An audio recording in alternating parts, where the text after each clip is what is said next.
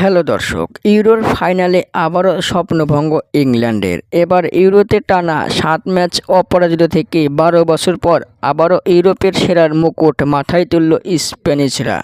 দর্শক, শুরুর গতিহীন ঢিমে তালের ফুটবল পাল্টে গেল বিরতির পর। এগিয়ে গিয়ে আক্রমণে ঝড় তুলল স্পেন। ঝড়ের মাঝেই যেন ইংল্যান্ডের আশা হয়ে এলেন কোল পালমার। তিনি বদলি হিসাবে নেমে দুর্দান্ত গোলে আনলেন সমতায়। কিন্তু এই স্পেন তো অন্য ধাঁচে গড়া। খেয়ে না হারিয়ে চাপ ধরে রেখে শেষ দিকে আরেকবার জালে বল জড়ালো স্পেন। এই গোলেই 12 বছর পর আবারও মাথায় তুলল ইউরোপ সেরার মুকুট। দর্শক, বার্লিনের অলিম্পিক স্টেডিয়ামে ইউরোপিয়ান চ্যাম্পিয়নশিপের ফাইনালে ইংল্যান্ডকে কাঁদিয়ে 2-1 গোলে জিতেছে স্পেন।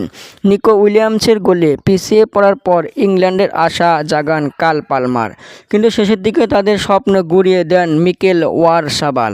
দর্শক, এতদিন সর্বোচ্চ ইউরো জয়ের রেকর্ড ছিল যৌথভাবে স্পেন ও জার্মানির। আজ চতুর্থবার ইউরোতে চ্যাম্পিয়ন হয়ে সেটা নিজের করে নিলেন স্পেন। দর্শক, আপনাদের মতামত কি কমেন্টের মাধ্যমে জানিয়ে দিন। ধন্যবাদ।